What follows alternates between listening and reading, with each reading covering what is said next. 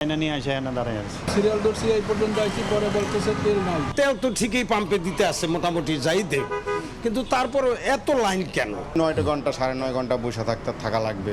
এখনো সিওরিটি দিচ্ছে না তারা তেল ফুয়েল দিবে কি দিবে না। কাটছে না জ্বালানি সংকট, ফিলিং স্টেশনে দীর্ঘ লাইন, ঘন্টার পর ঘন্টা অপেক্ষার পরও চাহিদা মতো তেল না পাওয়ার অভিযোগ। গতকালকে আমরা যতটুকুন পেয়েছি সেটা ভোর রাত পর্যন্ত শেষ হয়ে গেছে। আজকে আবার তেল আসবে কোঠা অনুসারে, তেল আসার পরে আমরা তেল দিতে থাকবো যতক্ষণ দিতে পারি। পাম্পে ট্যাগ অফিসার নিয়োগ দিচ্ছে সরকার, ডিপোর নিরাপত্তায় বিজিবি, আতঙ্কে বাড়তি না নেওয়ার আহ্বান। শর্টেজ নাই, শর্টেজ তো হয়ে যাবে যদি পাবলিকের এই অবস্থা করে 10 লিটারের ট্যাঙ্কি ফুল। এইটা হলো চাহিদা, কিন্তু এইটা কাস্টমার চাহিদা হইতে পারে না। দেখছিলেন প্রধান শিরোনাম, দুপুরের সময় সঙ্গে আছি আমি জাফর সাদিক। শীর্ষ সংবাদ। সংসদীয় কমিটির প্রথম বৈঠক, সরকার ও বিরোধী দলের 11 সদস্যের অংশগ্রহণ। বিকেলে সরকার দলীয় সংসদীয় সভা, সংসদের মুলতবি অধিবেশন শুরু কাল। পুলিশ বিশেষ গোষ্ঠী বা দলের লাঠিয়াল হবে না বললেন স্বরাষ্ট্রমন্ত্রী। বর্তমান পোশাকে সন্তুষ্ট নয় বাহিনী, ঐতিহ্যবাহী একটি ইউনিফর্ম ফেরানোর কাজ চলছে।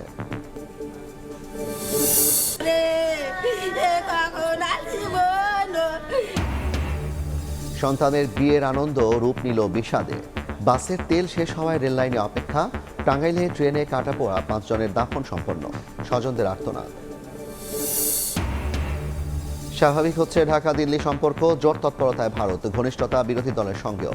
আস্থা ফেরাতে দুদেশকেই উদ্যোগী হওয়ার পরামর্শ। এবং নতুন সরকার শপথ নেয়ার পরদিনই নেপালের সাবেক প্রধানমন্ত্রী ওলি ও স্বরাষ্ট্রমন্ত্রী রমেশ লেখক গ্রেপ্তার, জেনজি বিক্ষোভ দমন অভিযানে জড়িত থাকার অভিযোগ।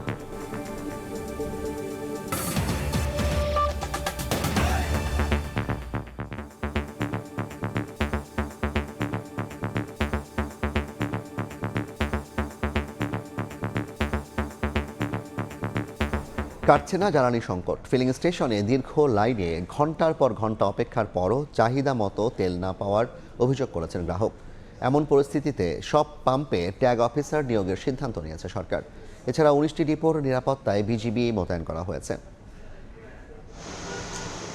রাজধানী ঢাকার বিভিন্ন ফিলিং স্টেশনের এমন চিত্রই বলে দেয় জ্বালানি সংকটে দিনকে দিন বাড়ছে গ্রাহক ভোগান্তি। কতটুকু দেয় দেখি, যদি ফুল দেয় ফুল নিই, বা যদি কম দেয় কমই নিতে হবে। 2.5 ঘন্টা 3 ঘন্টার মতো প্রায় হয়ে গেছে, এখনো সিওরিটি দিচ্ছে না তারা তেল ফুয়েল দিবে কি দিবে না। তেল দিবে ওনারা 2টা বাজে, এই 9 ঘন্টা 9.5 ঘন্টা বসে থাকা লাগবে। বন্ধ করে দিছে, আবার বলতেছে 2টার দিকে দিবে, এই জন্য বসে আছি।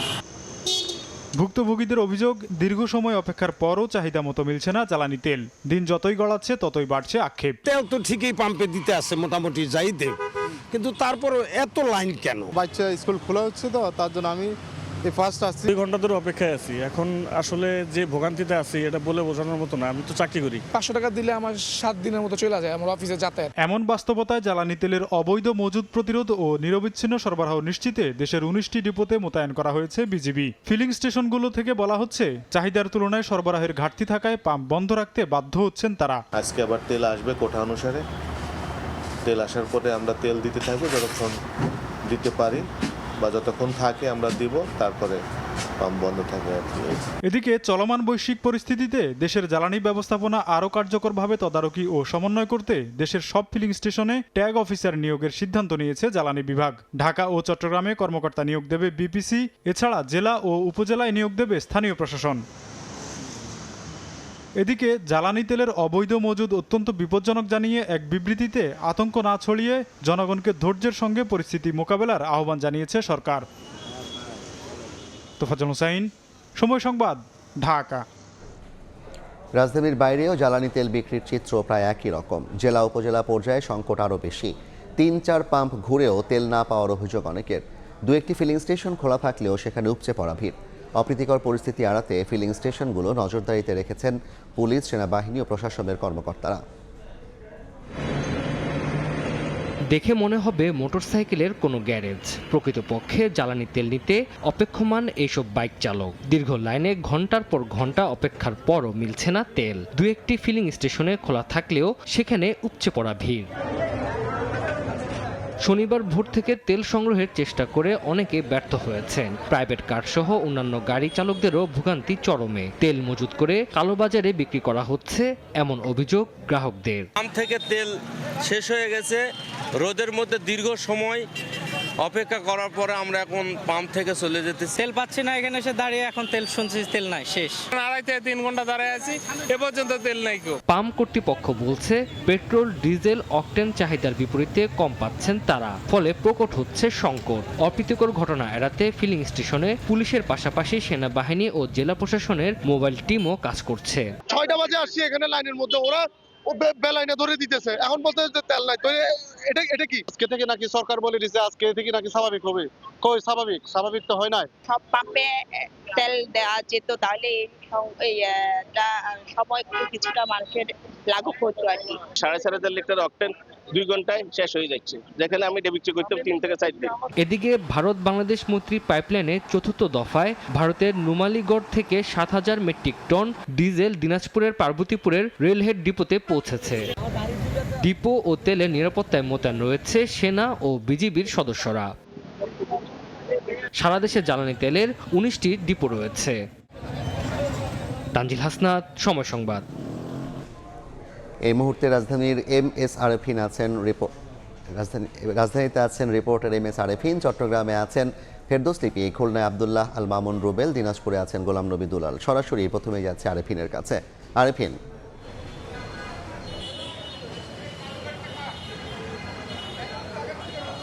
একটি মোটরসাইকেলের যে ধারণ ক্ষমতা, সেই ধারণ ক্ষমতা অনুযায়ী ট্যাঙ্ক লোড দিতে সর্বোচ্চ সময় লাগছে 2 থেকে 3 মিনিট। প্রাইভেট কারের বেলায় সেটি 5 থেকে 7 মিনিট। কিন্তু এই 5 থেকে 7 মিনিটের যে স্বস্তি, এইটি কিন্তু পেতে সময় লেগেছে অন্তত 7 ঘন্টা অপেক্ষা করার পর। আমরা এই মুহূর্তে রয়েছি রাজধানীর বিজয় সরণি এলাকার যে ফিলিং স্টেশনটিতে। এখানেই সকাল 6টা থেকেই গ্রাহকরা কিন্তু অপেক্ষা করছিলেন তাদের কাঙ্ক্ষিত তেল পাবার জন্য। কিন্তু 12টা নাগাদ এখানে একটি ট্যাঙ্ক লরি আসে তেল নিয়ে ডিপো থেকে। সেই লরিটি আসার পর 1টা নাগাদ থেকে কিন্তু এখানে তেল দেওয়া শুরু করে এই পাম্প কর্তৃপক্ষ। আমাদেরকে যেটি গ্রাহকরা জানিয়েছেন যে তারা ভোর 6টা থেকে কন্টিনিউয়াসলি এখানে ওয়েট করছিলেন। পাম্প কর্তৃপক্ষ থেকে আশ্বস্ত করা হচ্ছিল যে 12টার পরে তেল দেওয়া শুরু করা হবে, সেই অনুযায়ী কিন্তু তারা 1টা নাগাদ তেল পাচ্ছেন। আমাদেরকে গ্রাহকরা বলছেন যে সরকারের পক্ষ থেকে বারবার বলার পরেও, নিশ্চয়তা দেবার পরেও যে পর্যাপ্ত সরবরাহ রয়েছে তেলের, এরপরেও পাম্পগুলো বন্ধ হবার কারণ আসলে তারা খুঁজে পাচ্ছেন না। যদিও বিপরীতে আমাদেরকে পাম্প কর্তৃপক্ষ বলছে যে ডিপো থেকে বরাদ্দ অনুযায়ী যে পরিমাণ তেল তারা পাবার কথা, সেই বরাদ্দের কারণেই কিন্তু সময় আসলে বেশি লাগছে বলেই তারা আমাদেরকে জানাচ্ছেন। তারা বলছেন যে নির্দিষ্ট পরিমাণ এই পাম্পটিতে তেলের প্রতিদিন প্রয়োজন হয় প্রায় 4 গাড়ি, অর্থাৎ প্রতি গাড়িতে কিন্তু 13,000 লিটারের বেশি অকটেন বা পেট্রোল থাকে। সে অনুযায়ী 54,000 লিটারের চাহিদা রয়েছে এই পাম্পটিতে। সে অনুযায়ী তারা কিন্তু পাচ্ছেন 2 থেকে 3 গাড়ি পেট্রোল, যে কারণেই কিন্তু এই সময়টা লাগছে। আসলে নির্দিষ্ট সময়ের মতো কিন্তু তারা তেলটা সরবরাহ করতে পারছেন না। তো যদিও এরই মধ্যে সরকারের পক্ষ থেকে কিন্তু ডিপো থেকে পাম্প পর্যন্ত তেল সরবরাহ উত্তোলনের যে ইতিমধ্যেই ট্যাগ অফিসার নিয়োগ দেওয়া হয়েছে সরকারের পক্ষ থেকে। তো জ্বালানি সংকট নিয়ে আরও বিস্তারিত জানাতে চট্টগ্রাম থেকে আমাদের আরেক সহকর্মী যুক্ত হচ্ছেন, ফেরদৌস লিপি। চট্টগ্রামেও আসলে নাকাল অবস্থা সাধারণ মানুষদের জ্বালানি তেলের সংকটে, এবং সকাল থেকে আমরা দেখেছি যে অধিকাংশ পেট্রোল পাম্পগুলো বন্ধ, কিছু পেট্রোল পাম্প খোলা রয়েছে, তেল সরবরাহ করছে, এবং সেখানেও আসলে সীমিত সংখ্যক, কোথাও অকটেন পাওয়া গেলে ডিজেল পাওয়া যাচ্ছে না, ডিজেল পাওয়া গেলে অকটেন পাওয়া যাচ্ছে না। এমন সংকটের মধ্য দিয়ে কিন্তু গ্রাহকরা তাদের যে প্রয়োজনীয় সেটা তেল সংগ্রহ করছেন। এবং যারা চালক এবং গাড়ির মালিকরা আছেন তাদের সাথে কথা বলেছি, তারা বলছেন যে এক একজন আসলে প্রায় 7-8 ঘন্টা ধরে দীর্ঘ যে লাইন, সেই লাইনের সারিতে দাঁড়িয়ে শেষ পর্যন্ত পেট্রোল পাম্পের কাছাকাছি পৌঁছাতে পেরেছেন। এবং এই মুহূর্তে আমরা নগরীর যেই পেট্রোল পাম্পে দাঁড়িয়ে আছি QC, সেখানে সকাল 11টা থেকে তেল দেওয়া শুরু হয়েছে, এবং প্রায় 1 কিলোমিটারের উপরে কিন্তু এই যে তেল নেওয়ার গ্রাহকদের যে সারি, সেটা চলে গেছে। এবং তারা বলছেন যে নগরীর বিভিন্ন পেট্রোল পাম্পগুলো ঘুরে তারা জানতে পেরেছেন এখানে তেল পাওয়া যাচ্ছে।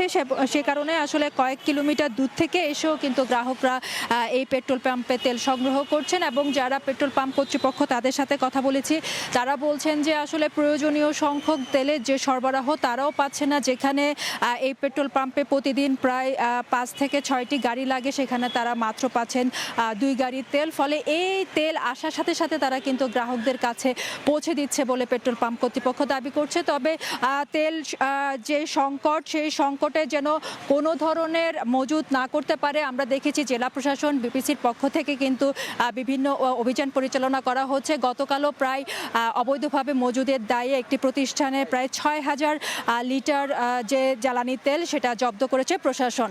তো এই ছিল আমার কাছে চট্টগ্রাম থেকে সর্বশেষ। আমরা খুলনায় চলে যাব, আমাদের সহকর্মী আব্দুল্লাহ আল মামুন সেখানকার পরিস্থিতি জানাবেন। গত কয়েকদিনের ধারাবাহিকতায় আজও কিন্তু খুলনার বিভিন্ন পেট্রোল পাম্পে আমরা বিভিন্ন যানবাহনের দীর্ঘ লাইন দেখেছি। সকাল থেকে অনেক পাম্পে আসলে তেল আসা শুরু করেছে ডিপো থেকে, আবার অনেক পাম্পে কিন্তু আমরা দেখেছি যে তেল নেই, সেখানে কিন্তু তবুও যানবাহন আসলে রয়েছে। এই মুহূর্তে কিন্তু আমরা দেখছি যে জেলা প্রশাসনের পক্ষ থেকে বিভিন্ন পেট্রোল পাম্পে আসলে অভিযান চালানো হচ্ছে এবং আসলে এখানে যিনি জেলা প্রশাসনের ম্যাজিস্ট্রেট আছেন তিনি আসলে বলছেন কোনো পাম্পে অবৈধ মজুদ রয়েছে কিনা, তেল থাকার সত্ত্বেও কেউ আসলে তেল নেই এমনটি আসলে বলছেন কিনা, এছাড়া অতিরিক্ত মূল্য নেওয়া হচ্ছে কিনা, এসব বিষয় কিন্তু আসলে তদারকি করছেন খুলনা জেলা প্রশাসনের পক্ষ থেকে যে ম্যাজিস্ট্রেট টিম রয়েছে তারা। সকাল থেকে তারা কিন্তু বিভিন্ন পাম্পে আসলে ঘোরাঘুরি করেছেন। এছাড়া কোথাও কোনো অভিযোগ পেলে তাৎক্ষণিকভাবে কিন্তু তারা আসলে খোঁজ নিচ্ছেন। আমরা কিন্তু আসলে দেখেছি একদিকে যেমন এই পাম্পে অভিযান চলছে, অন্যদিকে কিন্তু বিভিন্ন পাম্পে আমরা দীর্ঘ সারি দেখেছি যারা আসলে বিশেষ করে মোটরসাইকেল চালক যারা রয়েছেন তারা কিন্তু আসলে ভোগান্তিতে পড়ছেন। এই মুহূর্তে কিন্তু জেলা প্রশাসকের যিনি ম্যাজিস্ট্রেট তিনি কিন্তু এই পাম্পে আসলে কতটুকু তেল ক্রয় করা হয়েছে বা ডিপো থেকে কতটুকু তেল আনা হয়েছে এবং তার প্রেক্ষিতে কতটুকু তেল তাদের মজুদ হয়েছে, কতটুকু বিক্রি হয়েছে সেগুলো কিন্তু আসলে যাচাই বাছাই করছেন এবং কোথাও কোনো অনিয়ম পেলে বা অভিযোগ পেলে তাৎক্ষণিকভাবে তার কিন্তু আসলে তার বিরুদ্ধে আসলে ব্যবস্থা নেওয়ার কথা আসলে বলছেন। যেমনটা আসলে বলছিলাম যে খুলনায় বিভিন্ন পেট্রোল পাম্পে আমরা যেমন দেখেছি যে দীর্ঘ লাইন, আবার কোনো কোনো পাম্পে তেল না থাকা সত্ত্বেও কিন্তু আমরা দেখেছি যে একেবারেই তেল না থাকা সত্ত্বেও কিন্তু আমরা অনেক যানবাহন কিন্তু আমরা দেখেছি। আমরা এই মুহূর্তে যে পাম্পের সামনে রয়েছে সেই পাম্পে তেল না থাকা সত্ত্বেও কিন্তু আমরা পিছনে অনেক মোটর যান বা মোটর বাইক অপেক্ষা দেখছি যে কখন তেল আসবে, তখন আসলে এখান থেকে তারা তেল সংগ্রহ করবেন। সবকিছু মিলিয়ে আমার কাছে এই ছিল খুলনা থেকে জ্বালানি তেল দিয়ে সবশেষ খবর। আমরা একটু দিনাজপুরে যাব, সেখানে রয়েছেন সহকর্মী গোলাম নবী দুলাল।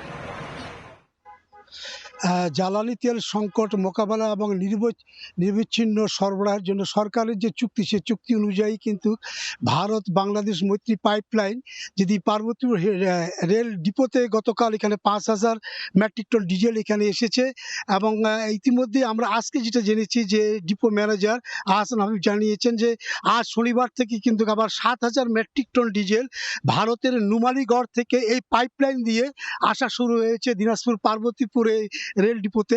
আমরা দেখছি যে এখানে এই ডিপোতে কিন্তু আপনার 3টি রয়েছে, মেঘনা, যমুনা, পদ্মা।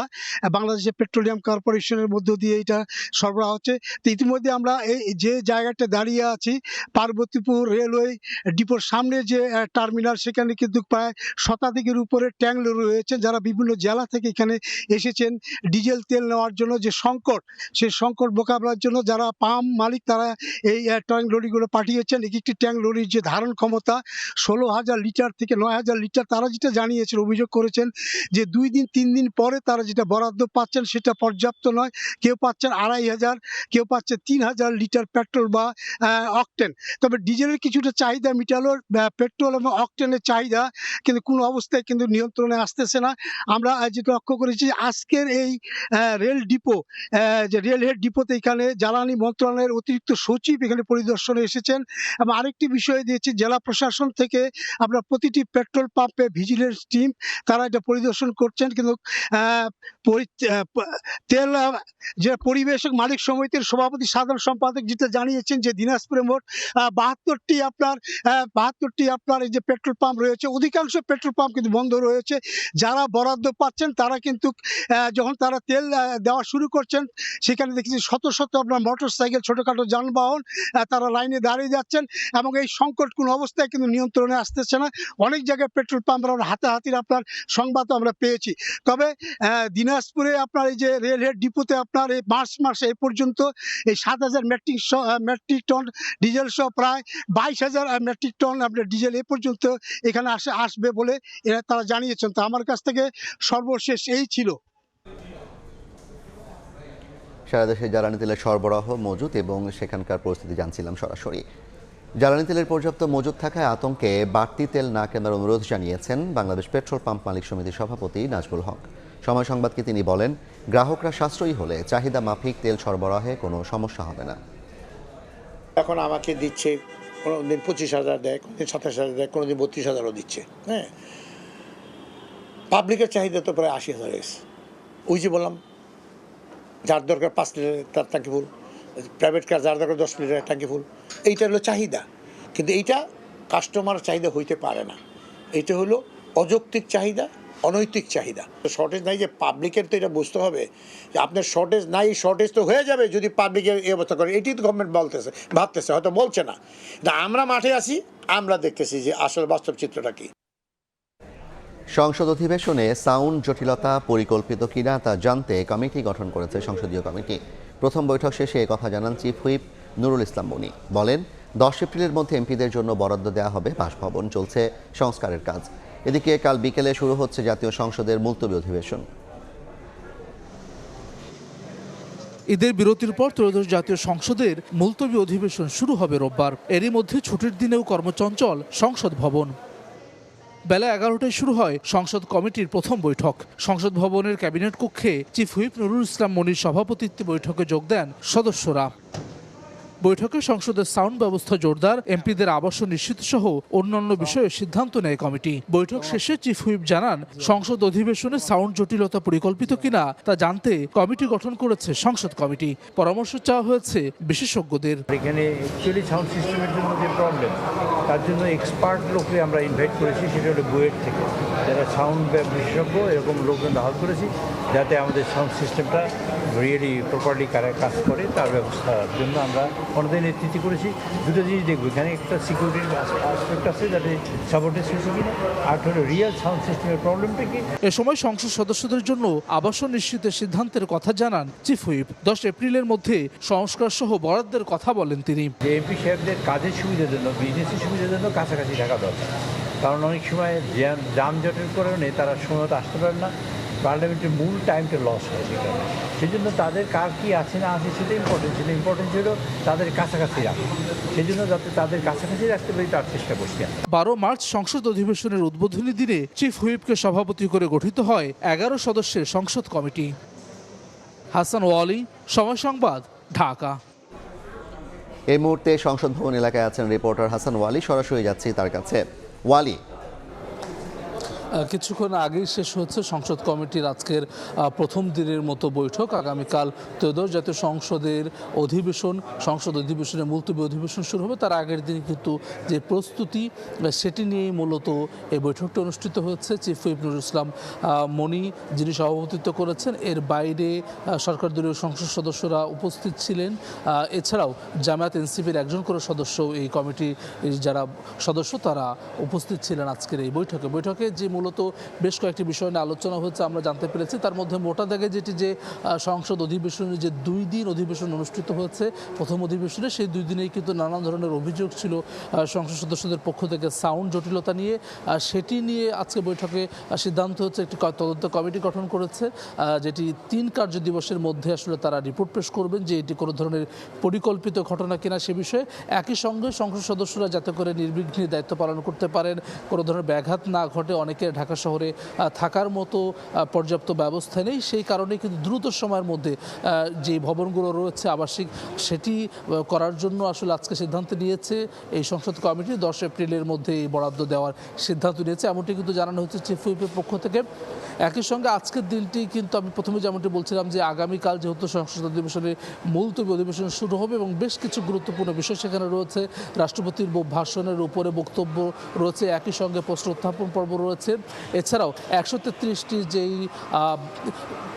অন্তর্বর্তীকালীন সরকারের সময় যে অধ্যাদেশ সেসব নিয়েও কিন্তু আসলে আলোচনা হবে। সেসব বিষয়ে নিজেদের প্রস্তুতি নেওয়ার জন্য কিন্তু বিকেলে সংসদীয় কমিটির যেই সভা সেটি অনুষ্ঠিত হবে, সরকার দলীয় সংসদীয় সভা, যেখানে প্রধানমন্ত্রী তারেক রহমান উপস্থিত থাকবেন বলে আমরা জানতে পেরেছি। এরই মধ্যে কিন্তু সেই কমিটির বৈঠকে আসার জন্য বিভিন্ন মন্ত্রীরা কিন্তু এরই মধ্যে প্রবেশ করেছেন। সরাসরি যুক্ত ছিলাম জাতীয় সংসদ ভবন থেকে। প্রধানমন্ত্রী হিসেবে দায়িত্ব গ্রহণের পর প্রথমবার নয়াপল্টনে দলের কেন্দ্রীয় কার্যালয়ে যাচ্ছেন বিএনপি চেয়ারম্যান তারেক রহমান। বিকেল 5টায় সেখানে পৌঁছানোর কথা রয়েছে তার। দলীয় প্রধানের আগমন ঘিরে প্রস্তুত করা হয়েছে কেন্দ্রীয় কার্যালয়। চেয়ারম্যানকে স্বাগত জানাতে নয়াপল্টনে সকাল থেকেই ভিড় করছেন নেতাকর্মীরা। জোরদার করা হয়েছে নিরাপত্তা ব্যবস্থা। শনিবার সকাল থেকেই নয়াপল্টনে বিএনপির কেন্দ্রীয় কার্যালয়ে জোর প্রস্তুতি। প্রধানমন্ত্রীর দায়িত্ব গ্রহণের পর প্রথমবার দলীয় কার্যালয়ে আসবেন বিএনপির চেয়ারম্যান তারেক রহমান, তাই বাড়তি আয়োজন কার্যালয় ঘিরে। নিরাপত্তা নিশ্চিতে বসানো হয় বাড়তি সিসিটিভি ক্যামেরা। কার্যালয়ের প্রধান ফটকের চারপাশে বসানো হয় ব্যারিকেড। সকাল থেকেই সতর্ক অবস্থানে আইনশৃঙ্খলা বাহিনীর সদস্যরা, দুপুরে যোগ দেয় সেনাবাহিনীও। আর্মি আছে, ডিবি, সিআইডি, এসবি, এনএসএ সকল গোয়েন্দা সংস্থা এখানে রয়েছে। আমরা বিএনপির নেতৃবৃন্দরা এখানে আসা শুরু করেছি। সবাই মোটামুটি প্রস্তুত। স্যার যখনই আসে, এর আগের বার আসছিল একবার, আমরা সবাই মিলে পার্টি অফিসের চারপাশে বা অফিসের যে এগুলো আছে ওগুলো মেনটেন করার চেষ্টা করি। দলীয় প্রধানকে স্বাগত জানাতে বিএনপি এবং এর অঙ্গ ও সহযোগী সংগঠনের নেতাকর্মীরাও সকাল থেকে আসতে শুরু করেন কেন্দ্রীয় কার্যালয়ের সামনে। আপনি আজকে আমাদের অফিসে আসতেছেন, বিএনপি অফিসে আসতেছেন, আমাদের কাছে খুব ভালো লাগতেছে, অনেক ভালো লাগতেছে আমাদের কাছে। অপেক্ষা করতেছি আর কার্যালয়ে যে আসতেছে আমরা অনেক খুশি। এর আগে দেশে ফিরে দীর্ঘ প্রায় 2 দশক পর গত 29 ডিসেম্বর দলের কেন্দ্রীয় কার্যালয়ে গিয়েছিলেন তারেক রহমান। ওয়ালিউল সাকিব, সময় সংবাদ, ঢাকা। এই মুহূর্তে নয়াপল্টনে বিএনপির কেন্দ্রীয় কার্যালয়ে আছেন রিপোর্টার ওয়ালিউল সাকিব। সরাসরি যাচ্ছে তার কাছে। সাকিব, প্রধানমন্ত্রী ও বিএনপির চেয়ারপারসন তারেক রহমানের আগমন ঘিরে আমরা সকাল থেকে দেখছিলাম যে এখানে নিরাপত্তা ব্যাপক জোরদার করা হয়েছে। বিশেষ করে আমরা সকাল থেকে দেখছিলাম এই নয়াপল্টনের কেন্দ্রীয় কার্যালয়ের যে প্রধান ফটকের পাশের সড়কে ব্যারিকেড দেওয়া হয়েছে এবং আইনশৃঙ্খলা বাহিনীর সদস্যরা এখানে মোতায়েন ছিলেন। তবে সকাল থেকে নেতাকর্মীদের আনাগোনা কিন্তু কিছুটা কম ছিল, তেমন আনাগোনা আমরা দেখতে পাইনি। বিশেষ করে বলা যায় যে বেলা গড়ানোর সঙ্গে সঙ্গে আমরা দেখেছি আইনশৃঙ্খলা রক্ষাকারী বাহিনীর সদস্যদের পরিমাণ যেমন বাড়তে শুরু করে, পরবর্তীতে আমরা দেখেছি যে সেনা সদস্যরা তারা এখানে এসে মোতায়েন হয়েছেন। পাশাপাশি আমরা দেখেছি বিজিবির সদস্যরাও কিন্তু এখানে এসেছেন এবং বিশেষ করে দুপুর নাগাদ আমরা দেখেছি যে কিছু কিছু করে নেতাকর্মীরা এখানে আসতে শুরু করেন। আর এছাড়া হচ্ছে যে এই কার্যালয়ের যে ভবনটির পাশে কিন্তু অনেকেই অবস্থান করছিলেন নেতাকর্মীরা। পরবর্তীতে আমরা দেখেছি যে সেনাবাহিনী এবং বিজিবি আসার পর থেকে এবং যে পুলিশ সদস্যরা এখানে একেবারে নিরাপত্তাটা জোরদার করে দেওয়ার পর কিন্তু এখানে আর কাউকে অবস্থান নিতে দিচ্ছেন না। কারণ হচ্ছে যে আমরা জানি আর কিছুক্ষণ পরে কিন্তু এখানে যে প্রধানমন্ত্রী এবং বিএনপির চেয়ারম্যান তারেক রহমান তিনি এসে পৌঁছবেন, সে কারণেই কিন্তু আসলে সর্বাত্মকভাবে নিরাপত্তা এখানে জোরদার করা হয়েছে। বিশেষ করে যদি একটু বলি যে আমরা দেখছিলাম যে এখানে আশেপাশে কিন্তু সিসিটিভি ক্যামেরা ছিল, তারপরও বাড়তি নিরাপত্তার জন্য কিন্তু এখানে বাড়তি কিছু সিসিটিভি ক্যামেরাও এখানে আমরা বসাতে দেখেছি। এবং যদি বলি যে কার্যালয়ের কথা, কার্যালয়ের এখানকার কর্মকর্তা কর্মচারীদের সঙ্গে আমরা কথা বলছিলাম, তারাও কিন্তু আমাদেরকে বলছিলেন যে এখানে তারা সব ধরনের প্রস্তুতি সকালের মধ্যেই কিন্তু শেষ করেছেন। আর এখানে যারা নেতাকর্মী রয়েছেন তারাও কিন্তু বেশ উচ্ছ্বসিত যে প্রধানমন্ত্রী হওয়ার পর প্রথমবার যে বিএনপির চেয়ারম্যান তারেক রহমান এখানে আসবেন, সে কারণে এখানকার যারা কর্মকর্তা কর্মচারী রয়েছেন তারাও কিন্তু বেশ আনন্দিত রয়েছেন। তো এই ছিল আমার কাছে এখন পর্যন্ত এই নয়াপল্টনে বিএনপির কেন্দ্রীয় কার্যালয় থেকে সবশেষ। সরাসরি যুক্ত ছিলাম নয়াপল্টন বিএনপির কেন্দ্রীয় কার্যালয়ের সামনে থেকে। পুলিশকে কোনো বিশেষ গোষ্ঠীর লাঠিয়াল বানাতে চায় না সরকার। বাহিনীটিকে স্বাধীন ও শক্তিশালী করতে পুলিশ সংস্কার কমিশন কাজ করছে বলে জানিয়েছেন স্বরাষ্ট্রমন্ত্রী সালাউদ্দিন আহমদ। রাজশাহীর সারদায় শিক্ষানবিশ সহকারী পুলিশ সুপারদের প্রশিক্ষণ সমাপনী কুচকাওয়াজে তিনি বলেন, বর্তমান পোশাকে সন্তুষ্ট নয় পুলিশ, ঐতিহ্যবাহী একটি ইউনিফর্ম ফেরানোর কাজ চলছে। বছর ধরে প্রশিক্ষণের কঠোর শৃঙ্খলা পেরিয়ে নতুন স্বপ্ন আর দীপ্ত প্রত্যয়ে দেশ সেবার শপথ। নিরাপদ ও শান্তির আগামীর বাংলাদেশ গড়তে জনসেবার ব্রত। শনিবার সকালে রাজশাহীর সারদায় বিসিএস পুলিশ প্রশাসনের 43তম ব্যাচের শিক্ষানবিশ সহকারী পুলিশ সুপারদের কুচকাওয়াজে ফুটে ওঠে অপরাধের বিনাশ, জনগণের আস্থা অর্জন আর দেশ সেবার অঙ্গীকার। অনুষ্ঠানে প্রধান অতিথি ছিলেন স্বরাষ্ট্রমন্ত্রী সালাউদ্দিন আহমদ। কুচকাওয়াজ পরিদর্শন ও অভিবাদন গ্রহণ শেষে তিনি বলেন, বর্তমান পোশাকে পুলিশ বাহিনী সন্তুষ্ট নয়। বর্তমানের যে পোশাক, এই পোশাকে পুলিশ বাহিনী সন্তুষ্ট নয়, যাতে আমাদের আগের ঐতিহ্যমণ্ডিত যে কোনো একটি পোশাক বাংলাদেশ পুলিশ বাহিনী পায়, সেজন্য সরকারের সর্বোচ্চ মহলে আমরা আলোচনা করে একটি সিদ্ধান্ত দেব ইনশাআল্লাহ।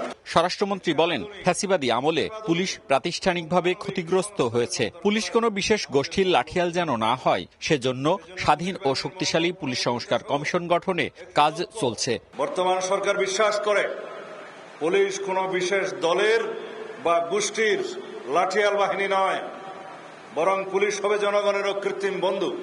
2025 সালের 1 মার্চ শুরু হওয়া 43তম বিসিএস পুলিশ ব্যাচে 80 জন প্রশিক্ষণ শুরু করেন। গত বুধবার এক প্রজ্ঞাপনে 4 জনকে চাকরি থেকে অপসারণ করা হয়। এর আগে বাদ পড়েন আরও 4 জন। মওদুদ রানা, সময় সংবাদ, রাজশাহী। নতুন সরকার গঠনের পর 4 দিনের সফরে এখন নিজ জেলা পাবনায় রাষ্ট্রপতি মোহাম্মদ শাহাবুদ্দিন। বেলা 12টায় বঙ্গভবন থেকে হেলিকপ্টারে শহরের শহীদ অ্যাডভোকেট আমিনউদ্দিন স্টেডিয়ামে পৌঁছান রাষ্ট্রপতি।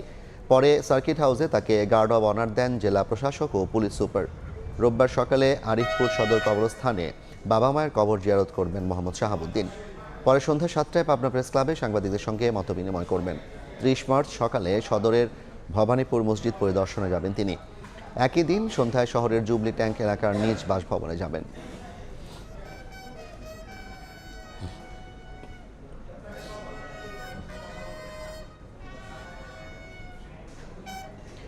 জাতীয় সংসদের স্পিকার হাফিজউদ্দিন আহমদ বীর বিক্রমের সহধর্মিনী দিলারা হাফিজ মারা গেছেন। ইন্না লিল্লাহি ওয়া ইন্না ইলাইহি রাজিউন। শনিবার স্থানীয় সময় দুপুর 1:29 সিঙ্গাপুর জেনারেল হাসপাতালে চিকিৎসাধীন অবস্থায় 78 বছর বয়সে শেষ নিঃশ্বাস ত্যাগ করেন তিনি। বিএনপির মিডিয়া সেল জানিয়েছে, তার মরদেহ রোববার সন্ধ্যায় বাংলাদেশে পৌঁছাবে। 30 মার্চ বেলা 11টায় জাতীয় সংসদের দক্ষিণ প্লাজায় প্রথম নামাজে জানাজা অনুষ্ঠিত হবে। এরপর বাদ জোহর সেনানিবাসের কেন্দ্রীয় মসজিদে তার আরও একটি জানাজা হওয়ার কথা রয়েছে। বনানী সামরিক কবরস্থানে তার দাফনের প্রস্তুতি নেওয়া হচ্ছে। দুপুরের সময় আরও থাকছে। ঈদের ছুটি কাটিয়ে রাজধানীতে ফিরছে মানুষ। বাস লঞ্চে ভিড় থাকলেও নেই তেমন ভোগান্তি। ফিরতি যাত্রায়ও উত্তরবঙ্গের ট্রেনের ছাদে অনেকে।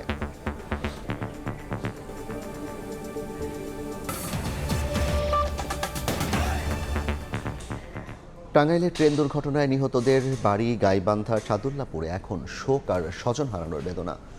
ঈদে ছেলের বিয়ে শেষে ফেরার পথে বাসের তেল শেষ হওয়ায় অপেক্ষা করছিলেন রেল লাইনে বসে। ট্রেনে কাটা পড়ে প্রাণ যায় ছেলের শাশুড়ি আর শিশু সন্তান সহ নার্গিস বেগমের। নিহত হন স্থানীয় আরও 2 জন।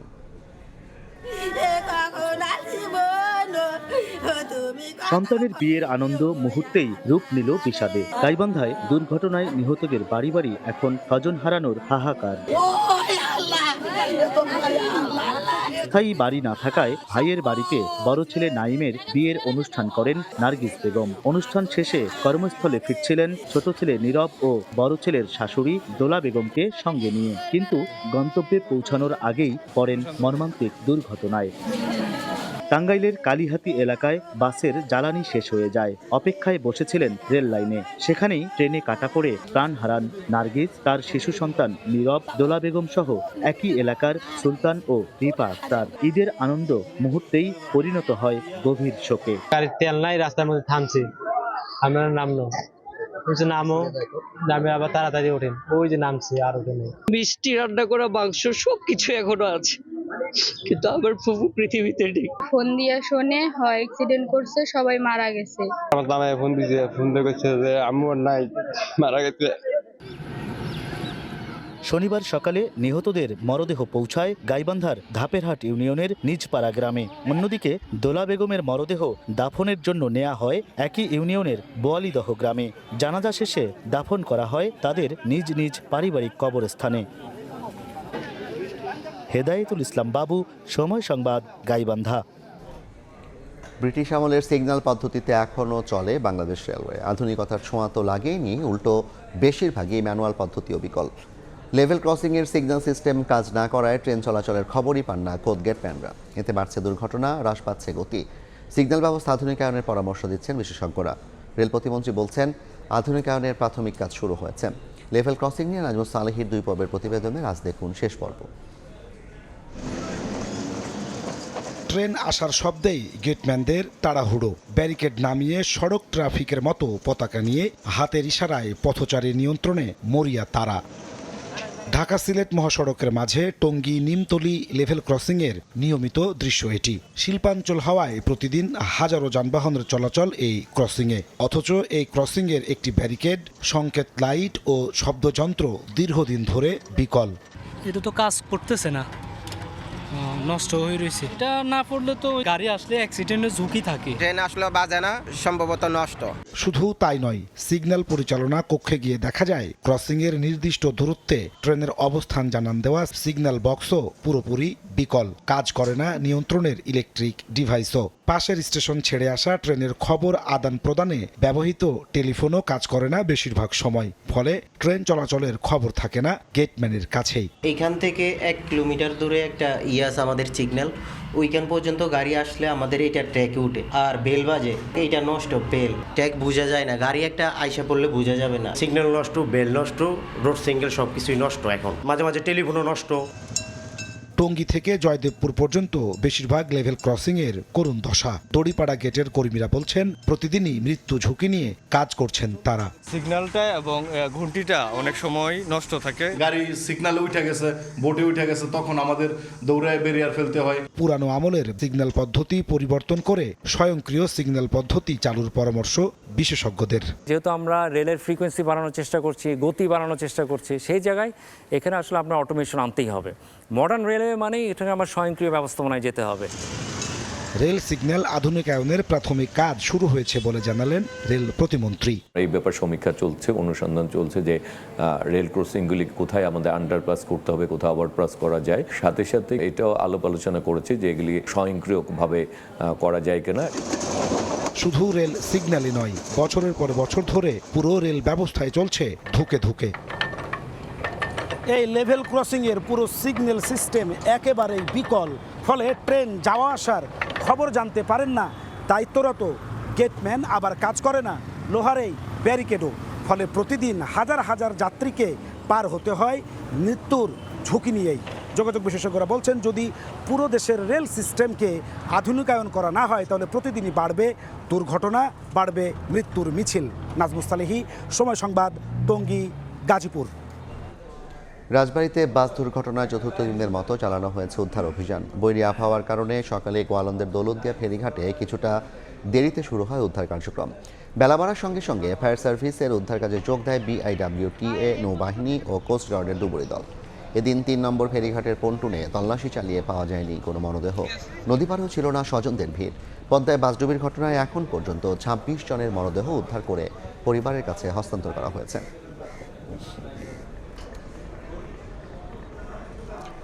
ঈদের ছুটি শেষে রাজধানীতে ফিরছেন কর্মব্যস্ত মানুষ। এই মুহূর্তে কমলাপুর রেল স্টেশনে আছেন রিপোর্টার নাজমুস সালেহী এবং মহাখালী বাস টার্মিনালে আছেন আদনান তুর্য। সরাসরি প্রথমে যাচ্ছি নাজমুস সালেহীর কাছে। সালেহী,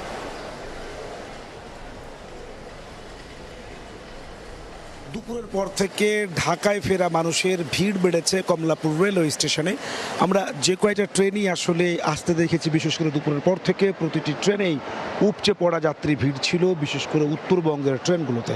একটু আগেই এখানে এসে ভিড়েছে, এর আগে সকালে বনলতা এক্সপ্রেস অথবা সিল্ক সিটি এক্সপ্রেস, তার সবকটিতে আমরা দেখেছি কানায় কানায় যাত্রী ঠাসা। যাত্রীরা আসছেন এবং তারা বলছেন যে জীবিকার তাগিদে আসলে তাদেরকে আবার ফিরতে হচ্ছে।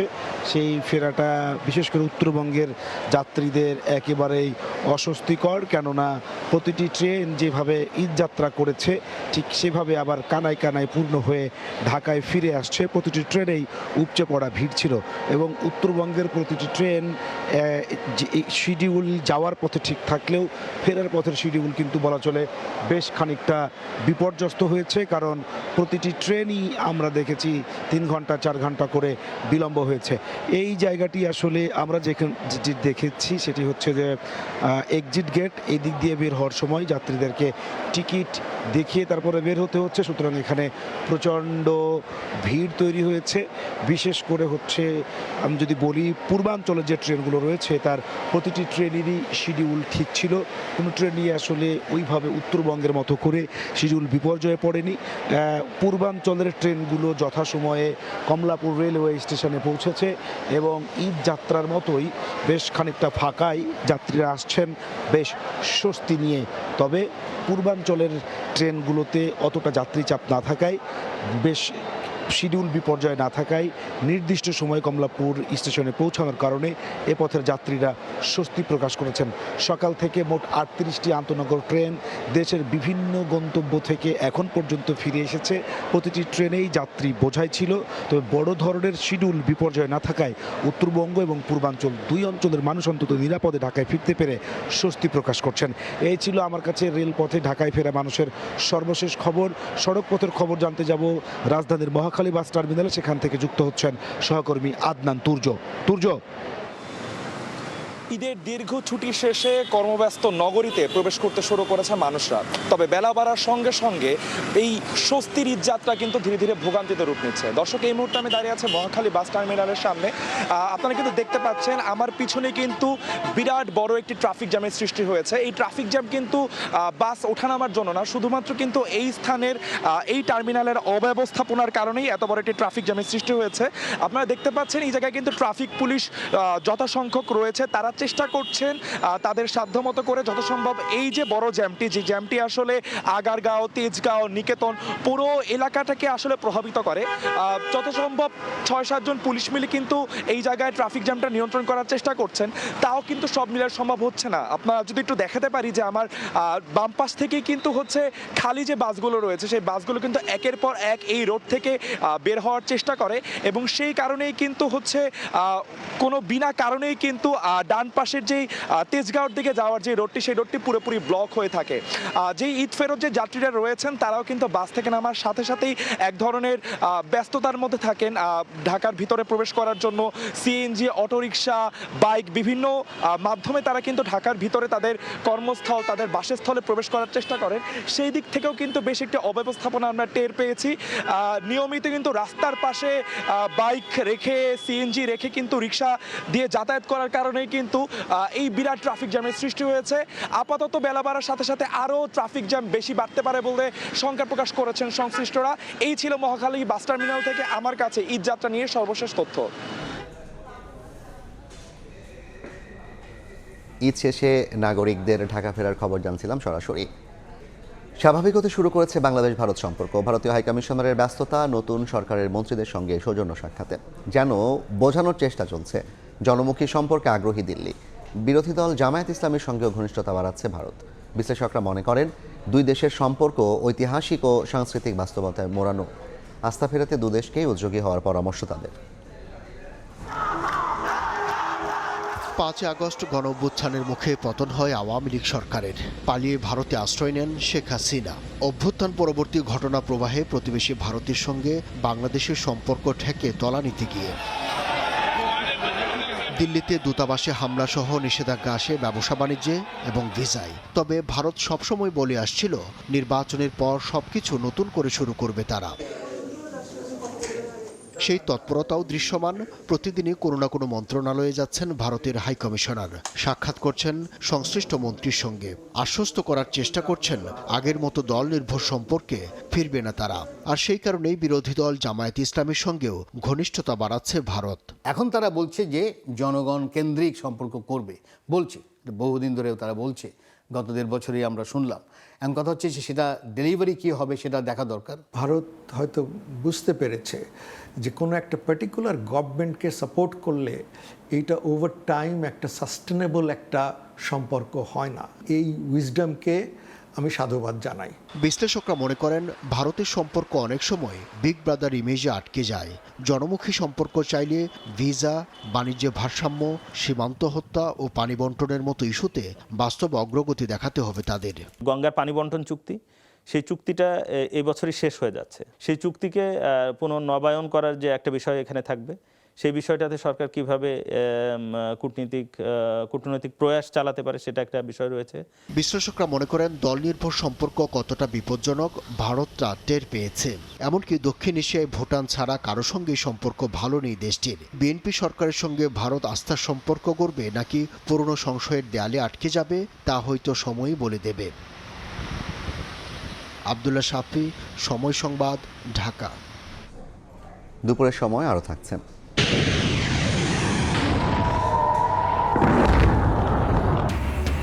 ইসরায়েলে ব্যাপক ক্ষেপণাস্ত্র হামলা, ইরানের পরমাণু বিদ্যুৎ কেন্দ্রে আক্রমণ, চড়া মূল্যের হুঁশিয়ারি আরাকচির। কয়েক সপ্তাহের মধ্যে যুদ্ধ শেষের আশা রুবিওর।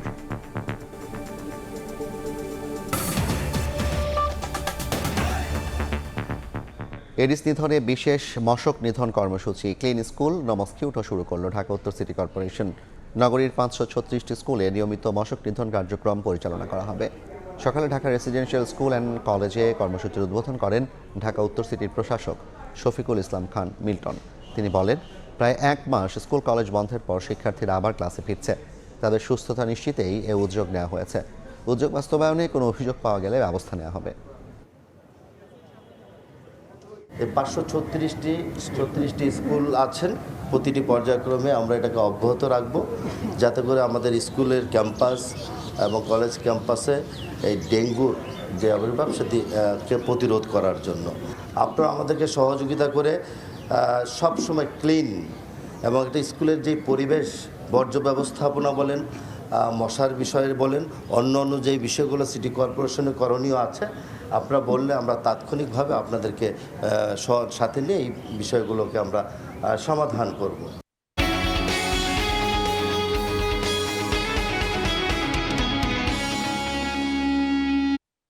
ডিমের উৎপাদন খরচ তুলতে না পেরে মাঝপথেই ঝরে পড়ছেন অসংখ্য পোলট্রি খামারি। এরই মধ্যে অনেকেই হয়েছেন সর্বশান্ত। এ অবস্থায় বিপণন কাঠামোর দুর্বলতাকে দুষছেন খাত সংশ্লিষ্টরা। টাঙ্গাইলের বিভিন্ন খামার ঘুরে এসে আশরাফুল ইসলামের ছবিতে বিস্তারিত জানাচ্ছেন অন্তরা সেন। মুরগি ডিমে ভরা খামার, তবুও চিন্তার ভাঁজ কপালে। মহাজনের কাছ থেকে উচ্চ সুদে টাকা নিয়ে খামার চালাতে গিয়ে দেনার কবলে পড়েছেন প্রান্তিক এই খামারি। আমাদের উৎপাদন খরচ আছে প্রায় 10 টাকা প্লাস, সেইখানে আমরা 5 টাকা 60 পয়সা বা 6 টাকা 50 পয়সা আমরা ডিম বিক্রি করতেছি। টাঙ্গাইলের ভুয়াপুরের বেশিরভাগ খামারির গল্পটা প্রায় একই রকম। উৎপাদন খরচের তুলনায় বাজার দর কম হয়, প্রতিদিনই বাড়ছে লোকসানের পরিমাণ। এতে দিশেহারা হয়ে পড়ছেন খামারিরা। কেউ কেউ আবার খামার বন্ধ করার কথাও ভাবছেন। 20 লক্ষের অধিক মুরগি ছিল, সেটা বর্তমানে 3 লক্ষে নেমে আসছে। আমার উৎপাদন খরচ বাড়ছে, শ্রমিকের বিল বাড়ছে। প্রান্তিক পোলট্রি খামারিদের নানা প্রতিবন্ধকতার কথা মানছে প্রাণী সম্পদ অধিদপ্তর।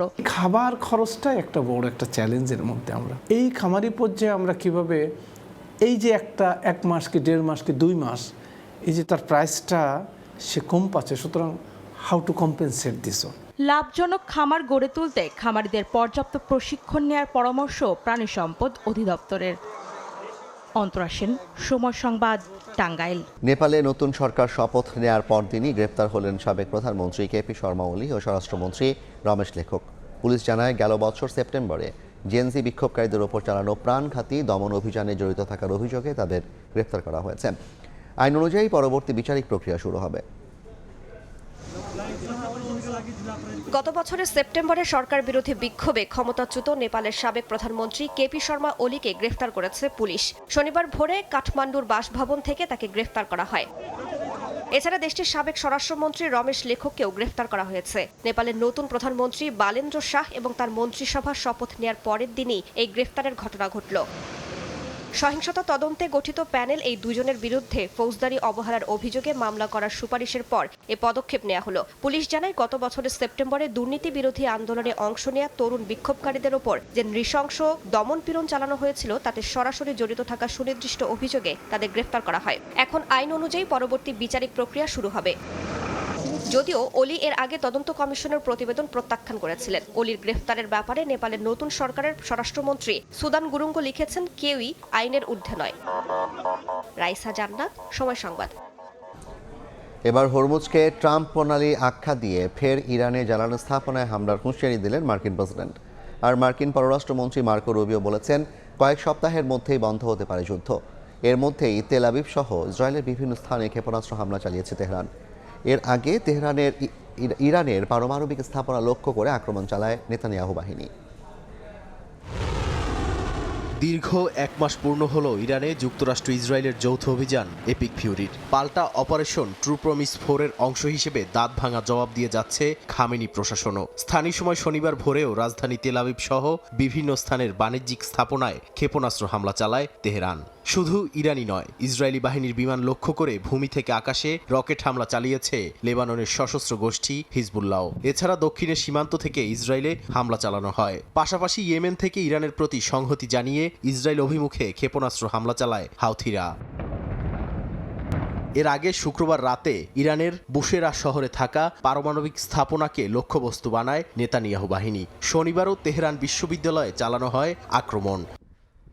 চলমান পাল্টাপাল্টি হামলার মধ্যেও ইরানের সঙ্গে আলোচনা নিয়ে একের পর এক বিতর্কিত মন্তব্য করে যাচ্ছেন মার্কিন প্রেসিডেন্ট ডোনাল্ড ট্রাম্প। তার মতে তেহরান যুদ্ধ বন্ধে শান্তি আলোচনার জন্য যুক্তরাষ্ট্রের কাছে ধর্ণা দিচ্ছে। একই সঙ্গে তিনি বক্তব্যের সময় হরমুজ প্রণালীকে ট্রাম্প প্রণালী আখ্যা দিয়ে তেহরানের জ্বালানি স্থাপনায় হামলার হুঁশিয়ারি দেন। অন্যদিকে তার পররাষ্ট্রমন্ত্রী মার্কো রুবিও বলেন, মাস নয় চলমান যুদ্ধ আর কয়েক সপ্তাহ স্থায়ী হতে পারে। এদিকে ইরানের পরমাণু স্থাপনায় হামলার জন্য ইসরায়েলকে চড়া মূল্য দিতে হবে বলে হুঁশিয়ারি দিয়েছেন দেশটির পররাষ্ট্রমন্ত্রী আব্বাস আরাকচি। নাদিম মারজান, সময় সংবাদ। যুক্তরাষ্ট্রের কেন্দ্রীয় তদন্ত সংস্থা FBI এর পরিচালক ক্যাশ প্যাটেলের ব্যক্তিগত ইমেইল হ্যাকের দাবি করেছে ইরানি সংশ্লিষ্ট হ্যাকাররা। প্যাটেলের কিছু ছবি ও নথিপত্র ইন্টারনেটে প্রকাশ করেছে তারা। হ্যাকার গোষ্ঠীটির নাম হান্দালা হ্যাক টিম। গোষ্ঠীটি তাদের ওয়েবসাইটে জানায়, সফলভাবে হ্যাকের শিকার ব্যক্তি ও প্রতিষ্ঠানের তালিকায় এখন ক্যাশ প্যাটেলের নামও থাকবে।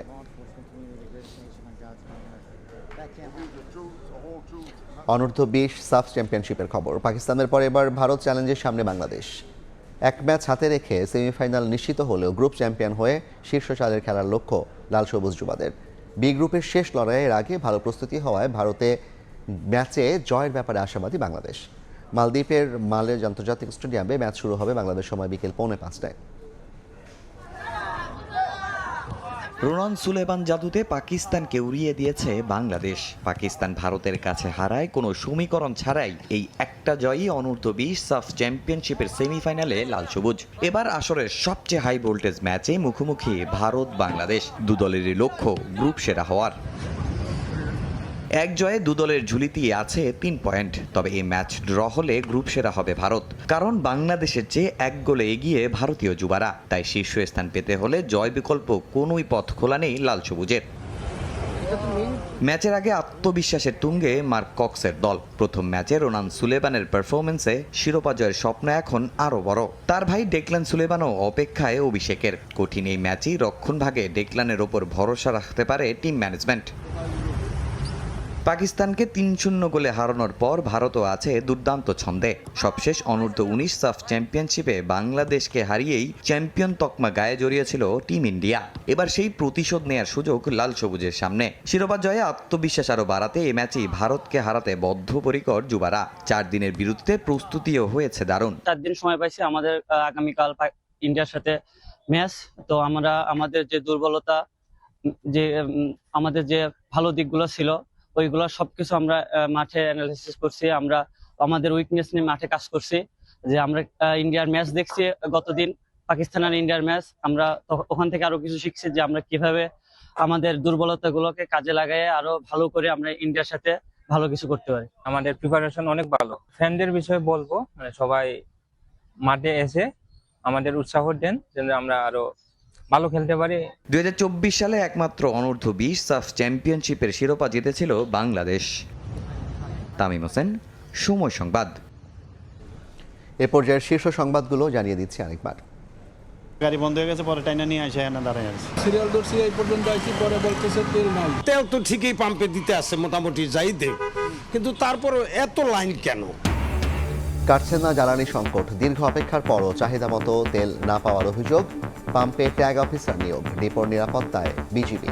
আতঙ্কে বাড়তি না নেওয়ার আহ্বান। সংসদ অধিবেশনে সাউন্ড জটিলতা পরিকল্পিত কিনা তদন্ত কমিটি গঠন। সংসদীয় কমিটির বিকেলে সরকার দলীয় সংসদীয় সভা। মুলতবি অধিবেশন শুরু কাল। এবং পুলিশ বিশেষ গোষ্ঠী বা দলের লাঠিয়াল হবে না বললেন স্বরাষ্ট্রমন্ত্রী। বর্তমান পোশাকে সন্তুষ্ট নয় বাহিনী। ঐতিহ্যবাহী একটি ইউনিফর্ম ফেরানোর কাজ চলছে।